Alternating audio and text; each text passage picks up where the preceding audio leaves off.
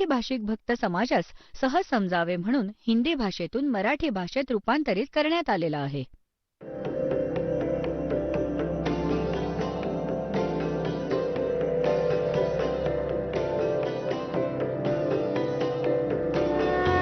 और ज्ञान सब ज्ञानडी कबीर ज्ञान सो ज्ञान और जैसे गोला तोब कायम करता चले मैदान. जगद्गुरु तत्वदर्शी संत रामपालजी महाराजांचे अमृत वचन सर्व पवित्र धर्मांच्या व पवित्र शास्त्रांच्या आधारावर. त्रिदेव जननी, तिन्ही देवांची माता ब्रह्मा विष्णू महेश यांची जननी दुर्गेला म्हणतात. त्रिदेव जननी, नित्या आणि मूळ कारण असंही म्हणतात. सदाशिवाने निर्मिलेल्या या शक्तीचे 8 हात आहेत. समजलं का ह्या दुर्गेविषयी सगळं? नाना प्रकारची आभूषणं तिच्या अंगाची शोभा वाढवतात. ती देवी नाना प्रकारच्या गतींनी संपन्न आहे आणि अनेक प्रकारची शस्त्रास्त्र धारण करते. स्पष्ट झालं? एकटी असूनही ती मायेच्या योगाने अनेक होते. तिनेच 3 रूप धारण केली होती: सावित्री, लक्ष्मी आणि उमा, ज्यांनी ब्रह्मा विष्णू आणि महेश यांच्याशी विवाह केला होता. एकटी असूनही ती मायेच्या संयोगाने अनेक होते. ते जे सदाशिव आहेत, ही क्षरपुरुषाबद्दल माहिती दिली आहे ब्रह्मा विष्णू महेश यांच्या पित्याविषयी. त्यांना परमपुरुष, ईश्वर, शिव, शंभू आणि महेश्वर म्हणतात. आता पहा 101 पानावर रुद्रसंहितेचा आपण 6वा अध्याय वाचतोय. ते आपल्या पूर्ण शरीरावर भस्म लावतात. त्या कालरूपी ब्रह्मने, याला काल म्हणा किंवा ब्रह्म म्हणा, क्षरपुरुष म्हणा किंवा ज्योतिनिरंजन म्हणा, ह्या कालरूपी ब्रह्मने एकाच वेळी शक्तीबरोबर, नाथ नाही शक्तीबरोबर म्हणजे दुर्गाबरोबर शिवलोक नावाच्या क्षेत्राची निर्मिती केली. त्या उत्तम क्षेत्राला काशी म्हणतात. ते परमनिर्वाणाचं किंवा मोक्षाचं स्थान आहे. जे सर्वोच्च स्थानी विराजमान आहे ते प्रियकर प्रेयसी रूपातील शिवशक्ती आहे. प्रियकर प्रेयसी रूपातील म्हणजे पती आणि पत्नी रूपातील दुर्गा आणि हा कालरूपी ब्रह्म म्हणा किंवा सदाशिव म्हणा. ब्रह्मा विष्णू महेश यांचा पिता. दुर्गा आणि काल जे परमानंद स्वरूप आहेत ते त्या मनोरम क्षेत्रात नेहमी निवास करतात. शिव आणि शिवाने, शिव म्हणजे कालरूपी ब्रह्म, कारण तो शिवाचे रूपही धारण करतो आपल्या पुत्राप्रमाणे, कारण आपल्या खऱ्या रूपात तो कधी कोणासमोर येत नाही. शिव म्हणजेच काल. ह्या कालरूपी ब्रह्मने, शिव आणि शिवाने, काल आणि दुर्गाने प्रलय काळातही या क्षेत्राला आपल्या सानिध्यापासून मुक्त केलं नाही. देवर्षे ब्रह्माजी म्हणतायत नारदाला, एकदा त्या आनंदवनात रमलेले असताना शिवा आणि शिवेच्या मनात, काल आणि दुर्गाच्या मनात, दुर्गा आणि कालच्या मनात, क्षरपुरुषाच्या मनात अशी इच्छा उत्पन्न झाली की दुसऱ्या एखाद्या पुरुषाची निर्मिती केली पाहिजे, म्हणजे बाळाची निर्मिती केली पाहिजे, ज्याच्यावर ही सृष्टी चालवण्याचा मोठा भार टाकून आपण दोघं केवळ काशीला राहून इच्छेनुसार राहावं आणि निर्वाण प्राप्त करावं, असा निश्चय करून शक्तीसहित सर्वव्यापी परमेश्वर शिवने ह्या कालरूपी ब्रह्मने दुर्गाबरोबर क्रीडा केली. आपल्या वाम बाजूच्या 10व्या अंगावर अमृतसिंचन केलं. पतिपत्नी व्यवहार केला. मग तिथून एक पुरुष प्रकट झाला. एका पुत्राची निर्मिती झाली. पहा 102 पानावर संक्षिप्त शिवपुराण आपण वाचतोय. आता इथे जो पुत्र उत्पन्न झाला त्याला कालरूपी ब्रह्मने म्हणजे शिवा म्हणाला, वत्स, व्यापक असल्यामुळे तुझं विष्णू असं नाव प्रसिद्ध होईल. आता दुर्गा आणि काल पासून जो पुत्र झाला त्याचं नाव विष्णू ठेवलं. हा आपण 6वा अध्याय वाचला रुद्रसंहितेचा. पुण्यात्म्यांनो, हे आपले तेच सद्ग्रंथ आहेत ज्यांना आधार मानून आपण हे ज्ञान प्राप्त केलं. हे आचार्य, ब्राह्मण, गुरु आपल्याला हे सांगत असत की शिवपुराणात असं लिहिलं आहे म्हणून आम्ही हे सांगत आहोत, विष्णू पुराणात असं लिहिलं आहे, देवी पुराणात असं लिहिलं आहे. तेव्हा असं वाटत असे की हे ज्या दंतकथा सांगत आहेत तर तसंच लिहिलं असेल, त्यांना संस्कृतचं ज्ञान होतं. आज हे सद्ग्रंथ त्या लोकवेदांच्या विपरीत माहिती देत आहेत.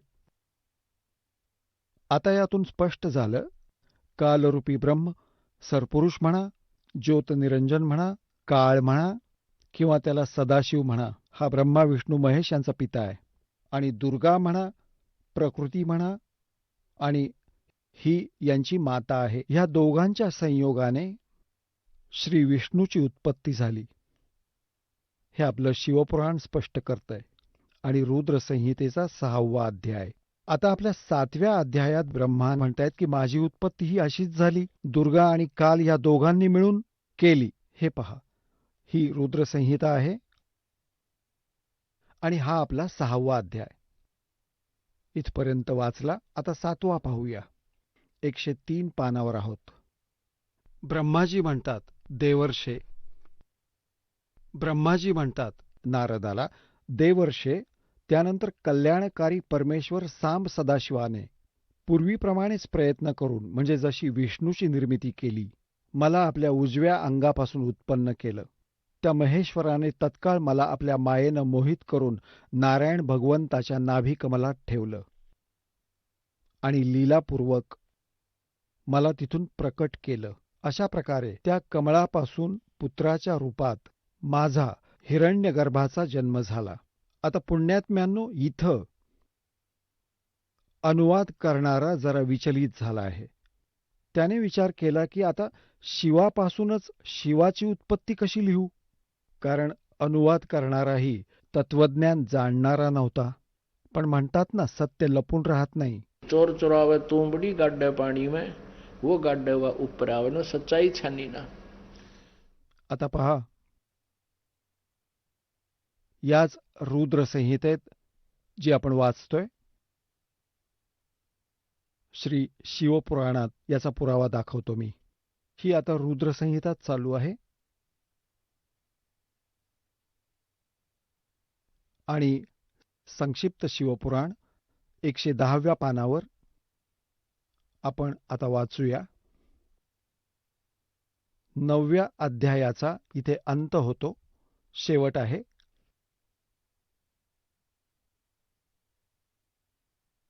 अशा प्रकारे ब्रह्मा, विष्णू आणि रुद्र ह्या 3 देवतांमध्ये गुण आहेत. अशा प्रकारे ब्रह्मा, विष्णू आणि रुद्र ह्या 3 देवतांमध्ये गुण आहेत, परंतु शिव गुणातीत मानले आहेत. आता पहा, 3 हे आहेत ब्रह्मा, विष्णू आणि रुद्र, आणि हा कालरूपी ब्रह्म यांच्यापासून वेगळा आहे, म्हणजे 4 झाले. अजून स्पष्ट करतो. एकदा श्री ब्रह्मा आणि श्री विष्णू यांचा एका गोष्टीवर वाद झाला की ब्रह्मा म्हणायचे की मी सृष्टीचा रचनाहार आहे आणि विष्णू, तू माझ्यापासून उत्पन्न झाला आहेस, तू माझा पुत्र आहेस. विष्णूजी म्हणायचे की तू माझ्या नाभिकमलातून निर्माण झाला आहेस, तू माझा पुत्र आहेस. यावरून या दोघांचं आपापसात युद्ध झालं. या भांडणाचा निकाल लावण्यासाठी ह्या काळरूपी ब्रह्माने त्यांच्या पित्याने त्या दोघांच्या मध्ये एक स्तंभ उभा केला. एका लिंगाची स्थापना केली, तेजोमय स्तंभ, खूप उंच, ज्याचा आदी अंत या दोघांनाही सापडला नाही. तर यांचं युद्ध तर थांबलं आणि स्तंभाचा शोध घेऊ लागले की तो किती लांबरुंद आहे. शेवटी असं सांगितलंय की काही वेळाने शिवरूपातील त्या काळाने प्रतिज्ञा केली होती की माझ्या खऱ्या रूपात मी कधीच कोणाला दर्शन देणार नाही. म्हणून तो कधी ब्रह्माचं रूप धारण करतो, कधी विष्णूचं रूप धारण करतो, तर कधी शिवाचं रूप धारण करतो. तर तिथं तो शिवाच्या रूपात येऊन प्रकट झाला आणि या दोघांना म्हणाला की पुत्रांनो, तुम्ही स्वतःला विसरला आहात आणि तुम्ही जो सृष्टी आणि स्थितीचा कार्यभार माझ्याकडून घेतला आहे तो तुम्ही तप करून मिळवला आहे आणि अशाच प्रकारे रुद्र आणि महेश्वरानेही वेगवेगळे विभाग माझ्याकडून घेतले आहेत. आता आपल्याला दाखवतो. विद्वेश्वर संहितेत, हेच शिवपुराण, हे संक्षिप्त शिवपुराण गीता प्रेस गोरखपूरने प्रकाशित केले आणि तेच आपण वाचतोय. आधी तुम्हाला जे दाखवलं होतं. हनुमान प्रसाद पोद्दार याचे संपादक आहेत. आता आपण विद्वेश्वर संहिता वाचूया. ही विद्वेश्वर संहिता. आता पृष्ठ नंबर 24 वर थोडी झलक दाखवतो. हे एक तेजोमय लिंग म्हणजे स्तंभ उभा केलाय कालाने या दोघांच्या मध्ये, ब्रह्माजी आणि विष्णूजी. मग तो स्वतः प्रकट झाला. या 25 पानावर आपण वाचूया. ब्रह्मा आणि विष्णूने विचारलं, प्रभू, सृष्टी आणि 5 कृत्यांची लक्षणं काय आहेत हे आम्हा दोघांना सांगा. भगवान शिव म्हणाले, हा कालरूपी ब्रह्म सदाशिव. त्यांचे पिता म्हणाले, माझी कर्तव्य जाणून घेणं अतिशय कठीण आहे, तरीही मी कृपापूर्वक तुम्हाला त्याविषयी सांगतो. ब्रह्मा आणि अच्युत, सृष्टी, पालन, संहार आणि तिरोभाव आणि अनुग्रह ही 5 माझी जगासंबंधी कार्य आहेत, जी नित्य सत्य आहेत. आता 26 पानावर. आता 25 वरचं वाचलं, आता 26 वर. हे इथे पहा. पुत्रांनो, तुम्ही दोघांनी तपश्चर्या करून प्रसन्न झालेल्या माझ्याकडून ब्रह्मा आणि विष्णूला हा सदाशिव, कालरूपी सदाशिव म्हणत आहे, पुत्रांनो, तुम्ही दोघांनी तप करून प्रसन्न झालेल्या माझ्याकडून सृष्टी आणि स्थिती नामक 2 कृत्ये प्राप्त करून घेतली आहेत, 2 विभाग प्राप्त करून घेतलेत. हे दोन्ही तुम्हाला खूप प्रिय आहेत. अशा प्रकारे माझ्या विभूती स्वरूप, आता तिथं शिवाच्या रूपात उभा होता हा काल, माझ्या विभूती स्वरूप रुद्र आणि महेश्वर या दोघांनी 2 अन्य उत्तम कृत्ये, हा यात नाहीये, यांनी आहे, संहार आणि तिरोभाव माझ्याकडून प्राप्त करून घेतलेत. यात पहा, 2 तर हे झाले विष्णू आणि ब्रह्मा. पुत्रो, तुम्ही तर स्थिती, सृष्टी आणि स्थिती हे 2 विभाग घेतले आहेत. आणि अशाच प्रकारे माझ्या विभूती स्वरूप, कारण तेव्हा तो शिवरूपात उभा होता, रुद्र व महेश्वर या दोघांनी 2 इतर उत्तम कृत्ये, संहार आणि तिरोभाव माझ्याकडून प्राप्त करून घेतले. हे 4 झाले. आणि आता 5वा शिव सांगतोय. पुढे पहा. हे स्पष्ट हे काय सांगत आहे? ब्रह्म सांगतोय, क्षरपुरुष सांगतोय. इकडे पहा. ह्याच म्हणजे 26व्या पानावर आपण वाचत आहोत. विद्वेश्वर संहिता. इथे पहा. मीच पूर्वी आपल्या स्वरूपभूत मंत्राचा उपदेश केला आहे, जो ओंकार रूपाने प्रसिद्ध आहे.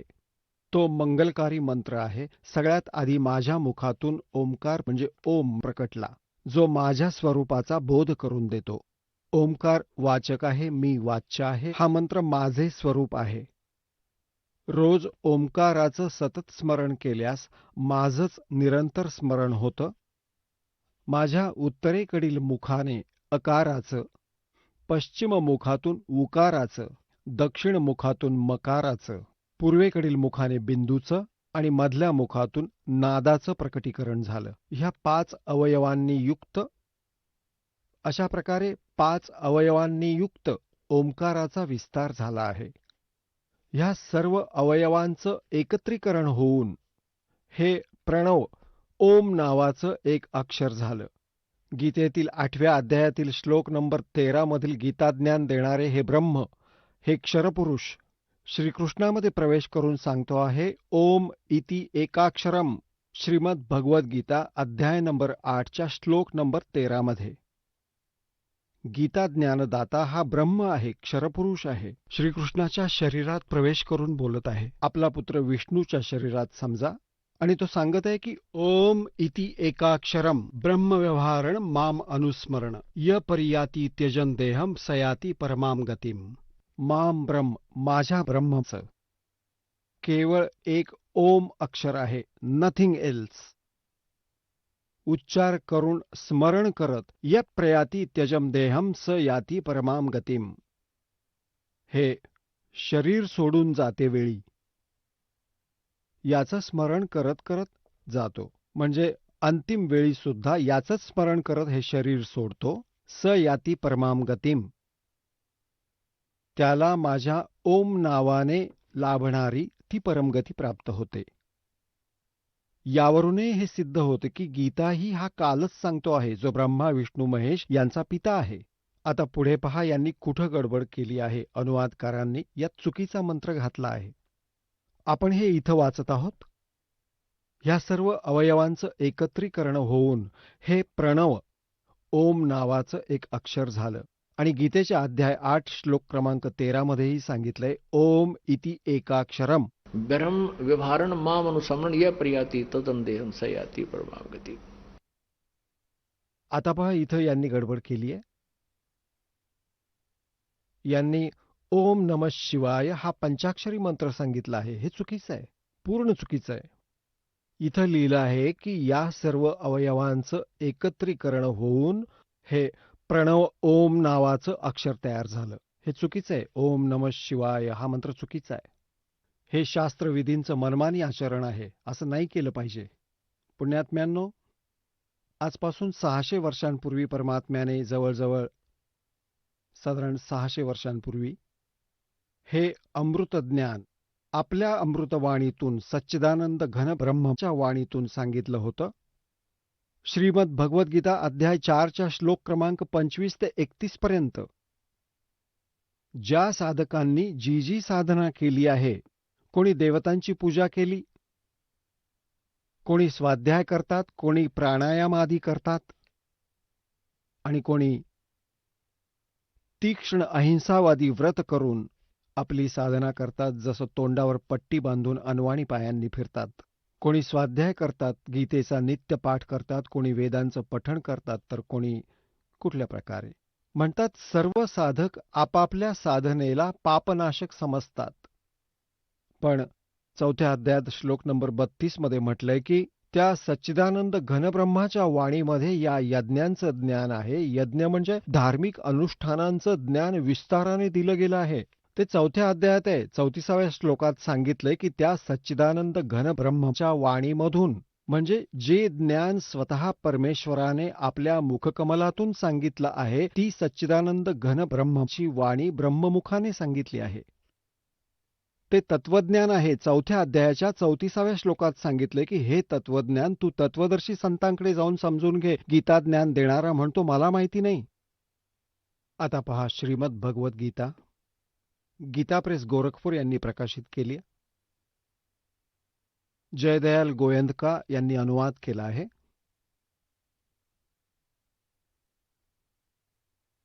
आता आपल्याला दाखवतो 4थ्या अध्यायाचा 32वा श्लोक. आता आपण थोडं आधी 4थ्या अध्यायाच्या 25व्या श्लोकापासून सुरू करूया, नीट समजेल. हे पहा, अध्याय नंबर 4 श्रीमद भगवद्गीता. ह्या 25व्या श्लोकात म्हटलंय की इतर योगी देवतांच्या पूजनरूप यज्ञाचं योग्य प्रकारे अनुष्ठान करायचे. पर्युपासते म्हणजे पूजन करतात.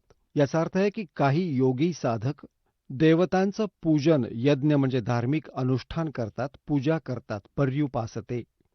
आणि अन्य दुसरे ब्रह्माग्नौ म्हणजे ब्रह्माची साधना करतात. ब्रह्म हे आपल्या मतानुसार लिहित आहेत. आणि यज्ञाद्वारेच आत्मस्वरूपाचं हवन करतात. 26व्या श्लोकात म्हटलंय अन्य साधक, योगीजन म्हणजे साधक, श्रोत्र इत्यादी सर्व इंद्रियांचं संयमरूपी अग्नीमध्ये हवन करतात, म्हणजे ज्ञानेंद्रियांनाच हे आवर घालण्याचा प्रयत्न करतात. दुसरे कोणी शब्दादी, हे 26व्या श्लोकात 4थ्या अध्यायात. समस्त विषयांना इंद्रिय रूपाच्या अग्नीमध्ये हवन करतात 27 मध्ये. आणि दुसरे योगीजन इंद्रियांच्या सर्व क्रियांना आणि प्राण्यांच्या सर्व क्रियांना ज्ञानाने प्रकाशित झालेल्या संयम योगरूपी अग्नीमध्ये हवन करतात. म्हणजे यात सांगितले की काही लोक आपल्या श्वसन क्रियेचं येता जाता अवलोकन करतात, यालाच आपली साधना मानतात, लक्ष ठेवतात त्यावर. 28 मध्ये म्हटलंय की काही पुरुष द्रव्य संबंधी यज्ञ करणारे, अन्नछत्र चालवणारे, धर्मशाळा बांधणारे, काही जण तपस्या करत राहतात आणि काही योगरूपी यज्ञ करणारे म्हणजे फक्त आसन, योगासन, योगा करत राहतात. त्यालाच ते आपला मोक्ष मानतात. कितीतरी अहिंसावादी तीक्ष्ण व्रत करणारे यत्नशील पुरुष स्वाध्याय रूप ज्ञानयज्ञ करणारे असतात. म्हणजे स्वाध्याय करतात. गीतेचं पठण केलं, वेदांचं पठण. 29 मध्ये म्हटलंय, इतर कितीतरी साधक अपान वायूमध्ये म्हणजे प्राणवायूचं म्हणजे प्राणायाम क्रियेला हवन करतात आणि प्राणवायूला अपानवायूमध्ये आणि कितीतरी नियमित आहार, अल्प आहार घेणारे प्राणायाम परायण पुरुष प्राण व अपान यांची गती रोखून प्राणाचं प्राणामध्येही हवन करतात. हे सर्व साधक यज्ञांद्वारे पापांचा नाश करणाऱ्या यज्ञांचं ज्ञान असणारे असतात. आता पुण्यात्म्यांनो, ह्या गीता अध्याय नंबर 4 श्लोक 25 पासून 30 पर्यंत आपण वाचलं. याच्या सांगण्याचा भावार्थ असा आहे की कोणी कुठली साधना करतो, कोणी कुठली साधना करतो आणि सर्व साधक आपापल्या साधनेला पापनाशक समजतात. जर त्यांना असं वाटलं की ही साधना योग्य नाहीये तर ते ती साधना का करतील? तर आता अध्याय नंबर 4च्या श्लोक 31 मध्ये म्हटलंय, जे साधना करतच नाहीत, भक्तीही करत नाहीत, त्यांना ना इथे सुख ना परलोकात सुख. आता अध्याय 4च्या श्लोक 32 मध्ये सांगितलंय की ज्या साधनांचं वर्णन यज्ञाचं 25 पासून 30 पर्यंत केलं आहे, या प्रकारची अनेक प्रकारची विस्तारपूर्वक यज्ञांची माहिती म्हणजे धार्मिक अनुष्ठानांची माहिती सच्चिदानंद घनब्रह्माच्या वाणीतून विस्ताराने सांगितली आहे. ब्रह्मणमुखे. आता इथे अनुवादकांनी 4थ्या अध्यायाच्या 32व्या श्लोकात गडबड केली आहे अज्ञानामुळे. त्यांनी ब्रह्मणे मुखेचा अर्थ लिहिला ब्रह्मची वाणी. खरं तर लिहायला हवं होतं सच्चिदानंद घनब्रह्मची वाणी, म्हणजे जी वेदांपेक्षा वेगळी आहे. कारण श्रीमद भगवद्गीतेचं ज्ञान वेदांचंच ज्ञान आहे आणि यात 2 प्रकारचं ज्ञान आहे. एक तर ह्या ब्रह्म क्षरपुरुषाचं स्वतःचं मत आहे आणि दुसरं वेदांचं ज्ञान आहे. जे वेदज्ञान आहे ते वेदांशी तुलना केलेलं आहे ते बरोबर आहे आणि जे युद्ध करायला लावण्यासाठी त्याने काही अटकळबाजी करून सांगितलं की हे माझं मत आहे, अशी साधना जी मध्ये मध्येच सांगितली आहे, तर ते मत यांचं पण मत कनिष्ठ आहे. कारण तो स्वतःच म्हणतो की हे तत्वज्ञान तू तत्वदर्शी संतांकडून समजून घे. याला पूर्ण ज्ञान नाहीये अध्यात्माचं. गीता ज्ञानदात्यालाही पूर्ण ज्ञान नाहीये हेच सिद्ध होतं. आता पहा 4थ्या अध्यायात 31 आणि 32 श्लोक. श्रीमद भगवद्गीता 4था अध्याय आपण 30व्या श्लोकापर्यंत वाचलंय. 31 मध्ये फक्त एवढंच म्हटलंय की हे कुरुश्रेष्ठ अर्जुन, यज्ञातील उरलेल्या अमृताचं सेवन करणारे योगीजन म्हणजे शास्त्रानुकूल साधना करणारे ते सनातन. सनातनम ब्रह्म यान्ति. गीता ज्ञान देणाऱ्यापेक्षाही कोणीतरी वेगळं आहे ते सनातन ब्रह्म. अविनाशी परमात्म्याला प्राप्त होतात. यज्ञ न करणाऱ्या पुरुषांसाठी, त्यांच्यासाठी तर हा मनुष्यलोकही सुखदायक नाहीये, तर मग परलोक कसा बरं सुखदायक असेल? आता 32 मध्ये 4थ्या अध्यायाच्या 32व्या श्लोकात त्यांनी इथं गडबड केली आहे. एवं बहुविधः यज्ञाः विततः ब्रह्मणमुखे. त्यांनी या ब्रह्मणमुखेचा अर्थ इथं चुकीचा लिहिलाय आणि अशा प्रकारे इतरही अनेक प्रकारचे यज्ञ, यज्ञ म्हणजे धार्मिक अनुष्ठान, अनुष्ठानांची जाणकारी, ब्रह्मणमुखेचा अर्थ लिहिला वेदाची वाणी, हे चुकीचं लिहिलंय. इथे विचलित झाले ते. आता इथे हे पहा, ब्रह्मणेचा अर्थ आपण पाहूया त्यांनी सांगितलेला 17व्या अध्यायाच्या 23व्या श्लोकात. पहा पुण्यात्म्यांनो, हे पहा, हा अध्याय नंबर 17वा अध्याय, अध्याय नंबर 17 आणि 23व्या श्लोकात श्रीमद भगवद्गीता आहे.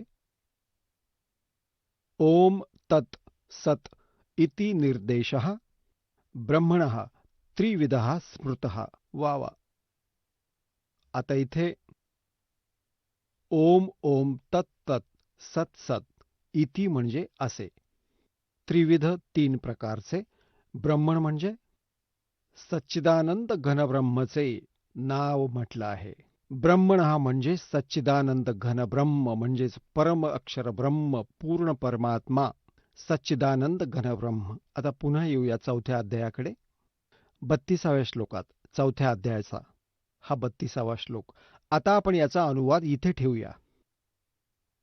अशा प्रकारे अनेक प्रकारचे यज्ञ सच्चिदानंद घनब्रह्मच्या वाणीतून, पहा सरळ अर्थ निघाला, विस्तारपूर्वक सांगितलंय. हे म्हणतात वेदाच्या वाणीत, पण वेदाचं ज्ञान हा गीता ज्ञानदाता तर देतच आहे. विस्तारपूर्वक सांगितलंय. त्या सर्वांना तू कर्म जाण. वावा, म्हणजे काम करता करता, चालता फिरता सिद्ध होणार आहे. अशा प्रकारे तत्वाने जाणून, वावा, त्यांचं अनुष्ठान करून तू कर्मबंधनातून सर्वथा मुक्त होशील. आणि 33 मध्ये हे म्हटलंय की श्रेयान द्रव्यमयात यज्ञात ज्ञानयज्ञ परंतम सर्वं कर्म अखिलम पार्थ ज्ञाने परिसमाप्यते.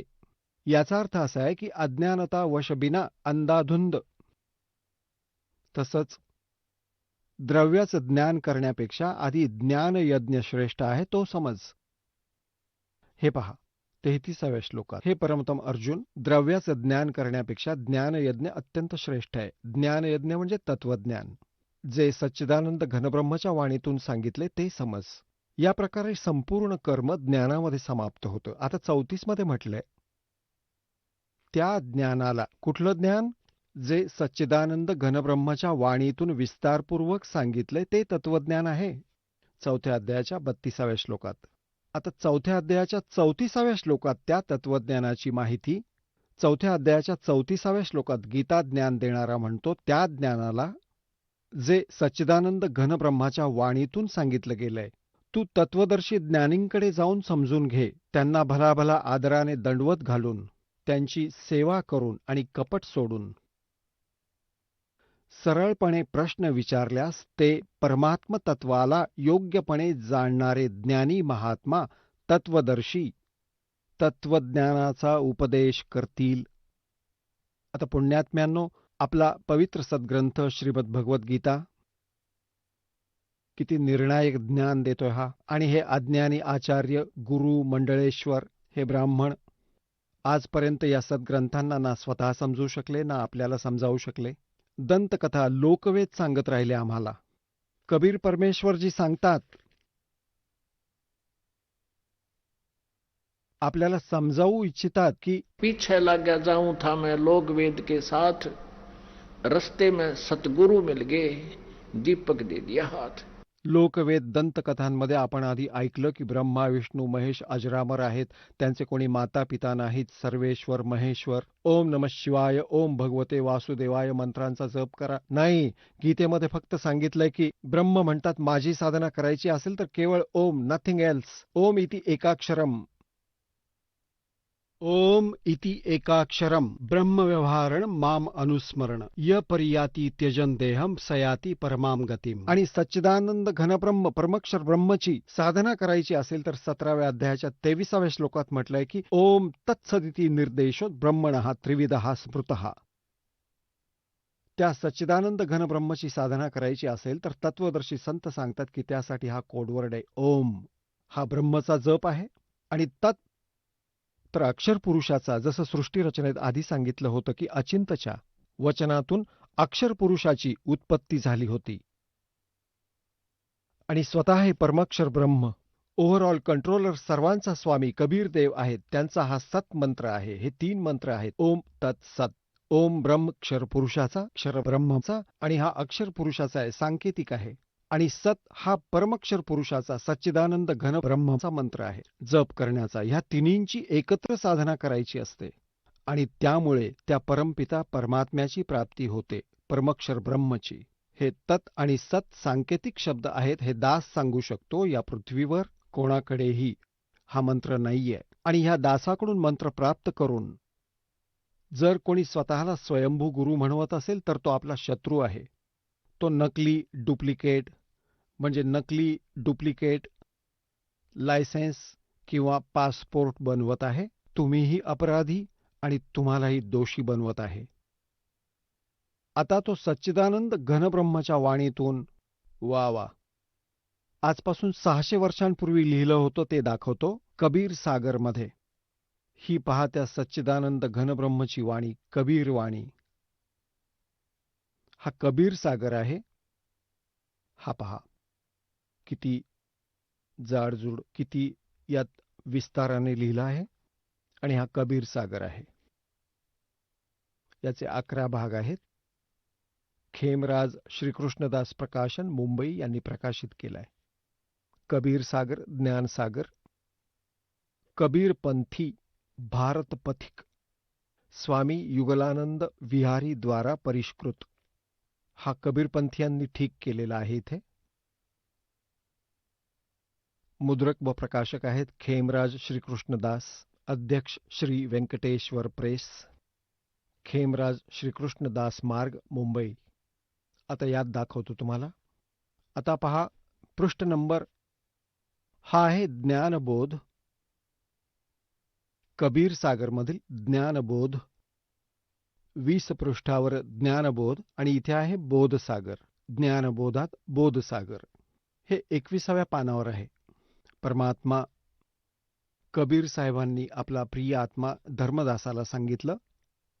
धर्मदास ये जग बोराना, कोई न जाण पद निर्वाणा. निर्वाण पद म्हणजे मोक्ष मार्ग. धर्मदास ये जग बोराना, कोई न जाने पद निर्वाणा. यही कारण मैं कथा पसारा, जग से कहिए वो राम नियारा. हे नाम चुकून लिहिले इथे, मिसप्रिंट आहे. यही ज्ञान जग जीव सुनावो, सब जीवों का भरम नसाओ. अब मैं तुमसे कहूँ चिताई, त्रिदेवन की उत्पत्ति भाई. तिन्ही देवता ब्रह्मा विष्णू महेश यांचा जन्म कसा झाला ते सांगतो. कुछ संक्षेप कहूँ गहुराई, सब संशय तुमरे मिट जाई. भरम गए जग वेद पुराणा, आदि राम का भेद न जाना. हे राम आहे. राम राम सब जगत बखाणे, आदि राम कोई बिरला जाणे. हे कबीरपंथी सुद्धा विचलित होते. त्यांनी नाही जाणलं परमात्म्याला. इथे काही वेगळंच छापलंय. आपल्या मतीनुसार थोडी गडबड केली आहे. त्यासाठी गरीबदास साहेबजींना परमात्म्याचं ज्ञान देऊन हे सुधारून घेतलं आहे. इथे स्पष्ट आहे की राम राम सगळं जग म्हणत आहे. आदिराम म्हणजे सनातन परमात्मा सच्चिदानंद ब्रह्म, सच्चिदानंद घनब्रह्मला म्हणतायत. कोणी बिरला जाणतो. राम राम सब जगत बखाने, आदि राम कोई बिरला जाने. ज्ञानी सुने सो हृदय लगाई, मूर्ख सुने तो गम न पाई. काय म्हणतायत की मी सांगतोय. ब्रह्मा विष्णू महेश यांचे माता पिता जे बुद्धिमान आहेत ते प्रमाण बघून समजून घेतील. जे मूर्ख आहेत ते मान्य करणार नाहीत. त्यांना सवयच असते वृथा वाद करायची. माँ अष्टंगी पिता निरंजन, ये जम दारुण वंशन अंजन. पहले कीन निरंजन राई, पीछे से माया उपजाई. माया रूप देख अति शोभा, देव निरंजन तन मन लोभा. काम देव धर्म राय सताए, देवी को तुरंत धर खाई. पेट से देवी करी पुकारा, हे साहेब मेरा करो उभारा. पेट से देवी करी पुकारी, साहेब मोहे करो उभारी. टेर सुनी सतगुरता आए, अष्टंगी के बंद छुड़वाए. इथे खरं म्हणजे टेर सुनी तहा हम आये असं पाहिजे. परमात्मा म्हणतायत अष्टंगी को बंद छुडाये. आता 22व्या पानावर ज्ञानबोध कबीर सागर. धर्मराय को हिकमत कीना, नखरेखा से भग कर लीना. आता सांगतायत की त्या कालाने दुर्गा देवीला प्रजनन इंद्रिय स्वतःच दिली. धर्मराय करे भोग विलासा माया को रही तब आशा. म्हणजे दुर्गा गर्भवती झाली. 3 पुत्र अष्टंगी जाए ब्रह्मा विष्णु शिव नाम धराए. होय होय. 3 पुत्र अष्टंगी दुर्गाने जन्म दिला शिवला कालच्या संयोगाने. और ब्रह्मा विष्णु और शिव नाम धराए. 3 देव विस्तार चलावे इनमें ये जग धोखा खावे. पुरुष गम कैसे के पावे काल निरंजन जग भरमावे. 3 लोक अपने सुत दीन्या सोन निरंजन बासालिन्या. आपल्या 3 पुत्रांना 3 लोकांचं राज्य दिलं, पृथ्वी, पाताळ आणि स्वर्गाचं, आणि स्वतः मात्र वरती शून्यमध्ये जाऊन बसले. शून्य म्हणजे वरती, जिथे दुसरं काहीही नाही, व्हॅक्युम प्लेसमध्ये, जिथे याने 3 रूप बनवून आपली 3 स्थानं बनवली आहेत. 3 देव सो उनको ध्यावे निरंजन का वह पार न पावे. ब्रह्मा विष्णू महेश यांना आपल्या पित्याची पण प्राप्ती होऊ शकली नाहीये. त्या देवाला त्यांनी निराकार म्हटलं आहे. ये अलख निरंजन बड़बट पारा 3 लोक जीव करे आहारा. ब्रह्मा विष्णु शिव नहीं बचाए सकल खाए पुन धूर उड़ाए. तिनके सुत हैं तीनों देवा आंदर जीव करत है सेवा. हाय हाय हाय. आता परमात्मा काय सांगत आहेत की ह्या दुर्गा आणि काल यांचे 3 पुत्र आहेत, रजोगुण ब्रह्मा, सत्वगुण विष्णू आणि तमोगुण शिव. आणि आंधळे जीव यांचीच पूजा करतात. आंधळे म्हणजे ज्ञानहीन प्राणी, आणि यांनाच सर्वेश्वर मानून त्यांचीच पूजा करतात. आता पहा, तिनके सुत हैं तीनों देवा आंदर जीव करत है सेवा. सेवा म्हणजे पूजा. हे अंध, ज्ञानहीन, तत्वज्ञानहीन प्राणी हे कालच्या 3 पुत्रांची पूजा करतात. अकाल पुरुष काहू नहीं चीन्या काल पाए सभी गए लीन्या. ऐसा तीनों देव और असुर अवतारा ताको भजे सकल संसारा. म्हणतायत ह्या 3 देवांना, ब्रह्मा विष्णू महेश आणि असुर आणि अवतारा, आणि यांच्याच अवतारांना ताको भजे सकल संसारा.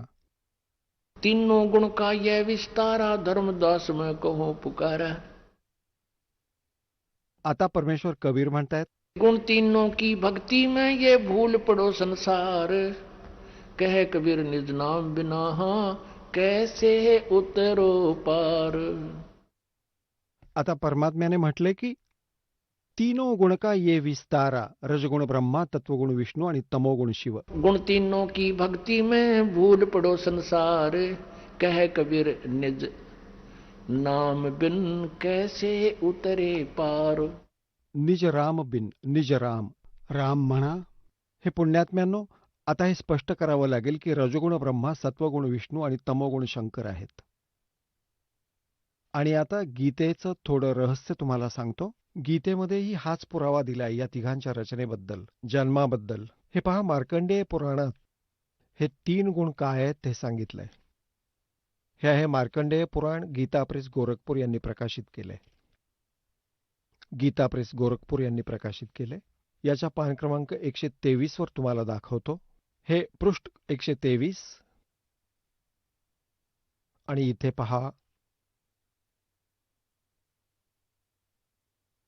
मार्कंडेयजी बोले. मार्कंडेय सांगत आहेत. आपण इकडे येऊयात.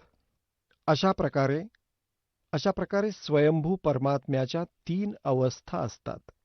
रजोगुण प्रधान ब्रह्मा, तमोगुण प्रधान रुद्र आणि सत्वगुण प्रधान विश्वपालक विष्णू आहे. ह्याच 3 देवता आहेत आणि हेच 3 गुण आहेत. वा वा, किती स्पष्ट आहे. कॉन्सेप्ट क्लिअर झाली. अजून सुस्पष्ट करूयात, कारण जोपर्यंत हे मनावर ठसत नाही की रजोगुण ब्रह्मा, सत्वगुण विष्णू आणि तमोगुण शिवजी, तोपर्यंत हे ज्ञान होणार नाही की गुण तीनों की भक्ति में ये भूल पड़ो संसारे. कह कबीर निज नाम बिना कैसे उतरो पार. हे श्रीमद देवी भागवत हिंदी टीका सहित, यात संस्कृतही आहे, प्रथम भाग आहे. आणि हे कुठून प्रकाशित केलंय? अथ देवी भागवतम सभाष्टिकम समाहात्म्यम, खेमराज श्रीकृष्णदास प्रकाशन, मुंबई 4 यांनी प्रकाशित केलंय. आता जाऊयात याच्या 3ऱ्या स्कंदाकडे. अथ श्रीमद देवी भागवते भाषा टीका युक्ते 3य स्कंध प्रारंभते. आता तिसरा स्कंद प्रारंभ होतोय. यात पान क्रमांक 11 वर आहे. हे आहे 11वं पान आणि भाषा टीकायुक्त तृतीय स्कंद अध्याय 5वा आणि मंत्र नंबर 8 आहे. हा 7वा श्लोक संपला आणि 8वा प्रारंभ झाला. भगवान शंकर आपली माता दुर्गा हिला म्हणतायत, हे माते, जर माझ्यावर नेहमी आपली कृपा आहे तर मला तमोगुण प्रधान का केलं आणि ब्रह्माला रजोगुणयुक्त आणि विष्णूला सत्वगुणयुक्त का केलं. आता इथे पहा, हे संस्कृत आहे. आपण हिंदी वाचलं, हे संस्कृत आहे. 7वा श्लोक संपला आणि 8वा सुरू झाला. यदि दयाद्रमना न सदा अंबिके कथम अहम विहितश्च. अहम म्हणजे मी, मला कशा प्रकारे बनवलं. तमोगुणयुक्त, तमोगुण. आणि कमलज म्हणजे कमळापासून जन्मलेल्या ब्रह्माला रजोगुण संभव, रजोगुणी का बनवलं. सुविहित किमू सत्वगुणो हरी आणि विष्णूजीला आपण सत्वगुणयुक्त का बनवलं. आता श्रीमद देवी भागवतातून हे स्पष्ट झालं आहे आणि श्री शिवपुराणातूनही स्पष्ट झालं की प्रकृती प्रधान दुर्गेलाच म्हणतात आणि तिन्ही गुण रजगुण ब्रह्मा, सत्वगुण विष्णू आणि तमगुण शिवजी. तर आता आपल्याला श्रीमद भगवद्गीतेमध्ये दाखवतो की प्रकृती दुर्गा आणि हे कालरूपी ब्रह्म जे गीता सांगत आहेत कृष्णाच्या शरीरात प्रवेश करून, ह्या दोघांच्या संयोगाने ह्या 3 गुणांची रजोगुण ब्रह्मा, सत्वगुण विष्णू आणि तमगुण शिवजी यांची उत्पत्ती झाली. पहा, श्रीमद भगवद्गीता दाखवतायत. श्रीमद भगवद्गीतेमध्ये आपल्याला दाखवतो या 14व्या अध्यायात, हे पहा, अध्याय 14चा श्लोक 3, 4, 5 आधी 3. हे अर्जुन, माझी महत ब्रह्मरूप मूळ प्रकृती, प्रकृती दुर्गा, सभी प्राणी भूतो म्हणजे सर्व प्राण्यांची योनी म्हणजे गर्भस्थान आहे मी, ह्या योनीमध्ये चेतन समुदायरूप गर्भाची स्थापना करतो. त्या जड चेतनाच्या तत् म्हणजे त्याच्या संयोगाने सर्व प्राण्यांची उत्पत्ती होती. भूतोंची म्हणजे प्राण्यांची. 4थ्यामध्ये, हे अर्जुन, नाना प्रकारच्या सर्व योनींमध्ये म्हणजे शरीरांमध्ये जितक्या मूर्ती म्हणजे शरीरधारी प्राणी उत्पन्न होतात, प्रकृती वावा, प्रकृती त्यांचे गर्भधारण करणारी माता आहे त्या सर्वांची दुर्गा. दुर्गा तर त्यांची माता आहे, मी बीज स्थापन करणारा पिता आहे. पुढे पहा 5व्यामध्ये, हे अर्जुन, सत्वगुण विष्णू, रजोगुण ब्रह्मा आणि तमोगुण शंकर हे प्रकृतीपासून उत्पन्न, दुर्गेपासून उत्पन्न झालेले 3 गुण म्हणजे तिन्ही देवता वावा अविनाशी जीवात्म्याला शरीरात बांधून ठेवतात. म्हणजे कर्माप्रमाणे हे तिघे सत्वगुण विष्णू, रजोगुण ब्रह्मा आणि तमोगुण शंकर हे दुर्गेपासून जन्म झाले आहेत, त्यांचा जन्म झालाय. कर्मानुसार शरीरात म्हणजे कर्मदंडच्या आधारावर आपल्याला इथं ठेवतात. आता पुण्यात्म्यांनो, परमात्मा म्हणत असत, माझं सांगणं ते सांगतायत. दुनिया अजब दीवानी, मेरी कही एक ना मानी. काय म्हणतायत परमात्मा? निरंजन धन तेरा दरबार, निरंजन धन तेरा दरबार, जहां पर तनिक ना न्याय विचार. कबीर परमेश्वर पूर्ण ब्रह्म परमपूज्य कबीर परमेश्वर जी 600 वर्षांपूर्वी सांगून गेले, हे काल तुझा नाश हो, तू कसा जुलूम करतोयस. या ज्योती निरंजनला म्हणतात की या 3 लोकात थोडा सुद्धा न्याय नाहीये. तू सर्वांना भ्रमित केलं आहेस, सर्वांना कपटाच्या आधारे रोखून ठेवलं आहेस आणि या खोट्या गुरूंद्वारे खोटं ज्ञान तू जनतेच्या मनात भरवून दिलंस आणि ही भोळी जनता या खोटारड्यांनाच खरं मानते आणि माझं ऐकत नाहीये. निरंजन धन तेरा दरबार, निरंजन धन तेरा दरबार, जहाँ पर तनिक ना न्याय विचार। वैसा ओढ़े मुल मुल खासा, गल मोतियों के आर। वैसा ओढ़े मुल मुल खासा, गल मोतियों के हार। पति भरता को मिले न खादी, ये सूखा निरस आहार। निरंजन धन तेरा दरबार, निरंजन धन तेरा दरबार, जहाँ पर तनिक न न्याय विचार। पाखंडियों की पूजा जग में, संत को कहें लबाड़े। पाखंडी की पूजा जग में, संत को कहें लबाड़े। अज्ञानी को परम विवेकी, और ज्ञानी को मूढ़ गंवार। निरंजन धन तेरा दरबार, निरंजन धन तेरा दरबार, जहाँ पर तनिक न न्याय विचार। कह कबीर सुनो भई साधो, या सब उल्टा व्यवहार। कहे कबीर सुनो भई साधो, या सब उल्टा व्यवहार। सच्चे को तो ये झूठा बतावे, इन झूठों का एतबार। निरंजन धन तेरा दरबार, निरंजन धन तेरा दरबार, जहाँ पर तनिक न न्याय विचार। कह कबीर सुनो भई साधो, या सब उल्टा व्यवहार। कहे कबीर सुनो भई साधो, या सब उल्टा व्यवहार। सच्चे को तो ये झूठा बतावे, और इन झूठों का एतबार। निरंजन धन तेरा दरबार, निरंजन धन तेरा दरबार, जहाँ पर तनिक ना न्याय विचार। बोलो सतगुरुदेव की जय।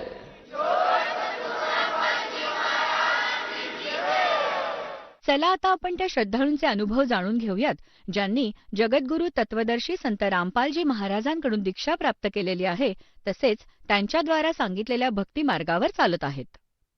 नमस्कार. सत्साहेब, आपलं नाव?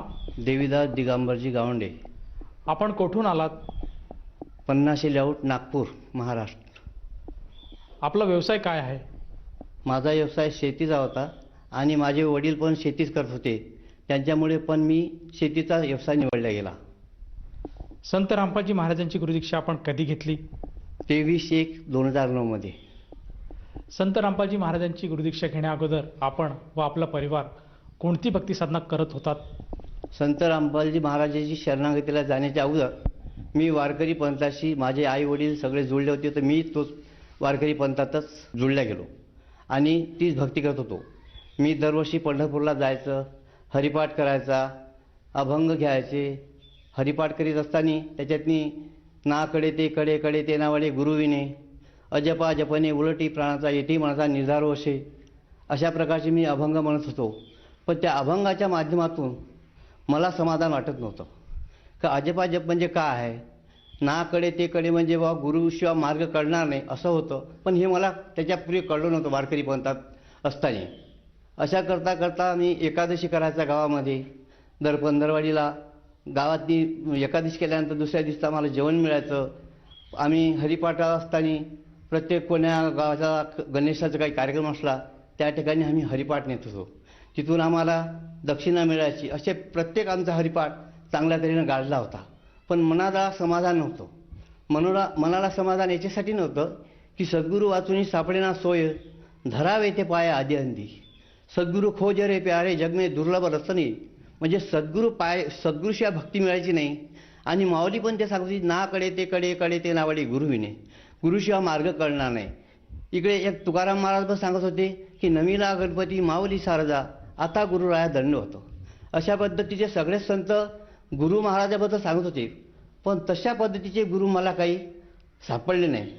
असं करता करता मी जय गुरुदेव पंथाचं मला माझे जाबाई सांगत होते की जय गुरुदेव पंथामध्ये तुम्ही या वारकरी पंथापेक्षा तिथं थोडं ज्ञान चांगलं आहे. तिथं आपल्याला ते गुरु दक्षिणा देतात, पाचनामाचा जाप देतात आणि ध्यान करायला लावतात. अशा प्रकारचं करता करता मी आमच्या जवळच्या सोबत मथुरा तुलसीदास महाराज यांच्याकडे गेलो. तिथे नामदीक्षा घेतली. ते गुरुजी आम्हाला पाचनामाचा जाप द्यायचा, निरंजन, ओम, रारंग, सोहम, सत्ताम. आम्ही प्रत्येक वेळेला आम्ही ज्या ठिकाणी गुरु मार्गाचा सत्संग होत होता जय गुरुजी महाराजांचा, त्या ठिकाणी जायचं, मथुराला जायचं. अशा पद्धतीचा आमचा हा मार्ग चालू होता. असं करता गुरुजी सत्संगामधून सांगायचे की मेरे से कोई शब्द स्वरूपी गुरु मिल सकता है तो आप जा सकते. आणि त्यांची वाणी पण होती. 1971मध्ये त्यांनी वाणी केली होती की जो महापुरुष है सच्चा ज्ञान देने वाला वो 20 बरस का हो चुका है. मैं अभी उनका नाम बता दूं तो मुझे ऊपर से आदेश नहीं है. अशा पद्धतीचं ते सांगत होते. सर, जसं की तुम्ही सांगत आहात की पूर्वीपासूनच तुम्ही भक्तीमध्ये लीन होतात, तुम्ही वारकरी समुदायाशी निगडीत होतात. वारकरी समुदाय जो महाराष्ट्रामध्ये आज नावाजलेला समुदाय आहे, त्या समुदायातून तुम्ही भक्तिसाधना करत होतात. त्यानंतर तुम्ही अन्य गुरूंशी सुद्धा जोडले होतात. असं असताना संत रामपालजी महाराजांचं ज्ञान आपल्याला कसं कळालं आणि आपण संत रामपालजी महाराजांच्या शरणात कसे आलात? संत रामपालजी महाराज शरणागतीला यायच्या अगोदर मी जयगुरुदेवमध्ये होतो. तुम्ही नागपूरला असताना सत्संगाला जायचं. त्या ठिकाणी आमची चर्चा व्हायची गुरुजीबद्दल, भक्ती मार्गाबद्दल सत्संग व्हायचा. पण त्या सत्संगात आमचे जे निगडीतचे भगतजी होते ते तिथे येत नव्हते. म्हणून आम्ही त्यांना विचारलं की बुवा तुम्ही आता या जयगुरुजी महाराज सत्संगात का येत नाहीत? तर ते म्हणत होते की बुवा मी या गुरुजीपासून जे ज्ञान मिळालं याच्यापेक्षा मला थोडं काही वेगळं ज्ञान मिळालेलं आहे आणि मी म्हणून इकडे येत नाही. मला असं कोणतं ज्ञान आहे ते? तर ते सांगत होते की बुवा शास्त्रानुसार भक्ती कशी करायची. आपल्या ग्रंथाच्या याच्यातच गीता, वेद, पुराण, बायबल याच्यामधूनच ते ज्ञान सांगतात. मग हे गुरुजी तर आपल्याला या शास्त्रानुसार भक्ती सांगत नाही. हे तर जे नाम पाच देतो ते कालाचे नाम होते आणि त्या कालाच्या नामामुळे आपली मुक्ती कशी होईल, मोक्ष कसा प्राप्त होईल, अशा पद्धतीचे ते सांगत होते. सर, जसं तुम्ही सांगत आहात की जय गुरुदेव पंथाशी आपण जेव्हा निगडीत होतात तेव्हा जे आपले सहकारी होते ते सत्संगापासून वंचित झाले होते आणि त्यांनी संत रामपालजी महाराजांचा अनुग्रह घेतला होता आणि त्यांची जी सद्भक्ती आहे त्याबद्दल आपल्याला ते माहिती देत होते. मग आपल्याला ती माहिती मनाला भावली का आणि आपण त्या माहितीद्वारे, त्या ज्ञानाद्वारे संत रामपालजी महाराजांशी कसे जुडले? मग मी जय गुरुदेव पंथाशी जुळल्यानंतर आमचे ते भगतजी येत नव्हते, एक मसरामचे भगतजी होते. ते काय येत नाही बा म्हणून मी त्यांच्याशी चर्चा केली. ते म्हणत होते की मला याच्यापेक्षा थोडं ज्ञान वेगळं वाटलेलं आहे, तर मी तिकडे जात आहे. ते जे ज्ञान आहे ते शास्त्रानुसार भक्ती आहे. वेद, पुराण, बायबल, गीता या सगळ्या आपल्या मराठी माध्यमातून ते सगळं ज्ञान सांगतात. अशा पद्धतीने मी मग ते मसरामजी पवार म्हणत होते की मी त्यांना सांगितलं की मला यायचं आहे बा तिकडे. तर ते त्यांनी तिकिटा वगैरे काढलेल्या, पण माझी तिकीट काही काढली नाही. पण मी त्यांना पुन्हा सांगितलं माझी तिकीट काढा, मी आत्ताच येतो, की मला शास्त्रोक्त भक्तीकडे जायचं आहे, त्याच्याशिवाय मला मुक्ती मोक्षाचा मार्ग मिळणार नाही.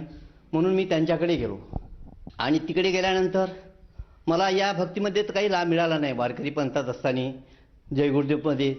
सर, जसं तुम्ही सांगत आहात की आपले जे सहकारी होते त्या सहकाऱ्यांनी जी आपल्याला माहिती दिली संत रामपालजी महाराजांची, त्या माहितीद्वारे आपण संत रामपालजी महाराजांची गुरुदीक्षा घेतली आणि ह्या सद्भक्तीमुळे किंवा या गुरुदीक्षेमुळे आणि ह्या मंत्रजापामुळे आपल्याला व आपल्या परिवाराला काय काय लाभ प्राप्त झालेत? संत रामपालजी महाराजांकडे गेल्यानंतर आम्हाला गुरुदक्षिणा मिळाली आणि त्यातली व्यवस्था पाहून आमचं मन आनंदी झालं. आम्हाला कोणत्याही प्रकारचा खर्च करावा लागत नव्हता आणि तेथे गेल्यानंतर आम्हाला गुरुजीकडून पहिलं नाम मिळालं आणि त्या नामामध्ये सातनामाचा हे होता. तर अशा पद्धतीचे ज्ञान सांगितल्यानंतर आम्ही त्या ज्ञानाशी जुळल्या गेलो आणि आम्हाला आनंदही होतो त्या भक्तीत आणि आमचं कष्टही दूर झालं. आणि मला 2015मध्ये लखवा मारला होता. लखवा मारल्यानंतर मला त्या MRI मशीनमध्ये टाकलं गेलं. MRI मशीनमध्ये टाकल्यानंतर काय झालं की मी डोळे लावून घेतले आणि मी परमेश्वराकडे धावा करतो, संत रामपालजी महाराजाकडे, हे गुरु महाराज मला आता सप्तनामच मिळाला आहे, मला सारनाम मिळालं नाही. मी जर आता याच्यात या पॅरालिसच्या षटकामध्ये जर मेलो तर मी कुठे जाईन, मला तसे सद्गुरू प्राप्त होतील का नाही याचा मी विचार करत होतो. आणि हे विचार करता करता चला म्हटलं मला सतनाम तर भेटलेलंच आहे, म्हणून आपले डोळे लावले आणि गुरुच्या सतनामाचा जाप केला. सतनामाचा जाप केल्यानंतर माझ्या चांगल्या त्या नामामध्ये रंगल्या गेल्यानंतर तिन्ही इकडून गुरुजी बसले होते, 2 काळ्या कोट्यामध्ये इकडून आणि इकडून, आणि माझ्या पाठीमागे संत रामपालजी महाराज होते. तिन्ही गुरु. मी म्हटलं या नामामुळे सतनामामुळे तर एकच गुरुजी राहिला पाहिजे, म्हणून मी पुन्हा सतनामाचा जाप चांगल्या रीतीनं अजून सुरू केला. त्या टाईमला काय झालं की दोन्ही इकडचे जे गुरुजी होते काळ्या कोट्यामध्ये काळा कोट घातलेले, ते दोन्ही गुरुजी तिथून अदृश्य झाले आणि एकच गुरुजी माझ्या मागं उभे होते, पांढऱ्या कपड्यावाले, सफेद कपड्यामध्ये. ते माझ्याकडे असं हात हे करत होते, हसत होते आणि माझ्यावर अशी उजेड पाडत होते, हातातून त्याच्या उजेड येत होता. आणि अशा प्रकारे 25 मिनिट गुरु महाराज माझ्यापाशी उभे होते. ज्या टाईमला 25 मिनिटं झाल्यानंतर मला त्या MRI मशीनमधून बाहेर काढण्यात आलं, तर मी मागे गुरु महाराज पाहत होतो, गुरु महाराज मला दिसले नाही. आणि मग असं करून मी तीन दिवसातच या लखव्यातून बरा झालो. अशा पद्धतीचा असा मला लाभ झाला गुरु मालकाजी आल्यानंतर. सर, जसं की तुम्ही सांगत आहात की संत रामपालजी महाराजांची साधना करत असताना आपल्याला लखवा मारला गेला आणि आपल्याला लखव्यासाठी काही रिपोर्ट्स करावे लागणार होते. तर आपले जे रिपोर्ट्स आहेत ते श्रोत्यांना बघावयास मिळतील का? हो, माझ्याजवळ रिपोर्ट तयार आहेत, मी ते दाखवू शकतो. हे अशा पद्धतीचा माझा रिपोर्ट आहे. मला याच्यातून मी हे रिपोर्ट तुम्हाला दाखवता. तुम्हाला जर खोटं वाटत असेल तर माझा फोन नंबर आहे, त्या फोन नंबरवर मला फोन बी करू शकता आणि हा रिपोर्ट वगैरे पाहू शकता. सर, जसं की तुम्ही सांगत आहात की संत रामपालजी महाराजांच्या आपल्याला जो लखव्यासारखा आजार झाला होता, त्या आजारातून आपण पूर्णपणे बाहेर आलात. ही केवळ सद्भक्तीमुळे झालं. आणि ह्या अनुषंगाने आपण जे इतर भगत समाज आहे, जे आज आपल्याला टी व्हीवर बघत आहात, आपला अनुभव ऐकत आहात, त्यांना काय संदेश देऊ इच्छिता? त्यांना मी हे सांगू शकतो, प्रार्थना करू शकतो की या सद्भक्तीमुळे माझा हा पॅरेंट्स मारला होता, हा बरा झाला आणि मला असे पुष्कळसे लाभ झाले. अशा पद्धतीने मी त्यांना सांगतो आणि संदेश असा आहे की बाबांनो, तुम्ही या भक्तीकडे वळा, कारण की मनुष्य जन्म बार बार भेटत नाही. मनुष्य जन्म मिळाल्यानंतर जर आपण सद्भक्ती जर केली नाही तर आपण 84 लाख योनी जाऊ शकतो. अशा प्रकारचे संत सद्गुरू रामपालजी महाराज आपल्याला गुरु रूपाने आज आलेले आहेत. अविनाशी प्रभू आहे, ते सतलोकामधून आले आहेत की ते आपल्या जीवाचं कल्याण करण्यासाठी आले आणि ते आपण संत रामपालजी महाराज शरणागतीला यावं, अशीच मी या सर्व भक्त बांधवांना सांगत आहे. जर कोणा व्यक्तीला संत रामपालजी महाराजांची गुरुदीक्षा घ्यावायची असेल तर ती व्यक्ती गुरुदीक्षा कशी घेऊ शकेल? संत रामपालजी महाराजाची भक्ती करण्याकडे फार सोपं आहे. सर्व चॅनलवर गुरु महाराजाचे सत्संग येतात आणि त्याच्या खाली एक पट्टी येते. त्या पट्टीवर कॉन्टॅक्ट करून आपण आपल्या जवळच्या जिल्ह्याच्या ठिकाणी जाऊन तुम्ही त्या ठिकाणी त्या नामदीक्षा घेण्याबद्दल विचारू शकता आणि तिथे जाऊन तुम्ही नामदीक्षा घेऊ शकता. या नामदीक्षेसाठी किती खर्च येतो? या नामदीक्षेसाठी आपल्याला कोणत्याही प्रकारचा खर्च येत नाही, कोणताही पैसा द्यायचा नाही. वाटल्यास आपल्याला गुरुदक्षिणा घेतल्यानंतर तिकूनच आपल्याला त्या नामदानाचं पुस्तक मिळतं, फोटो मिळतो आणि अशा प्रकारचं आपल्याला माळ हे ते सगळंच काही मिळतो फ्रीमध्ये. कोणत्याही प्रकारचा पैसा द्यावा लागत नाही. धन्यवाद. साहेब.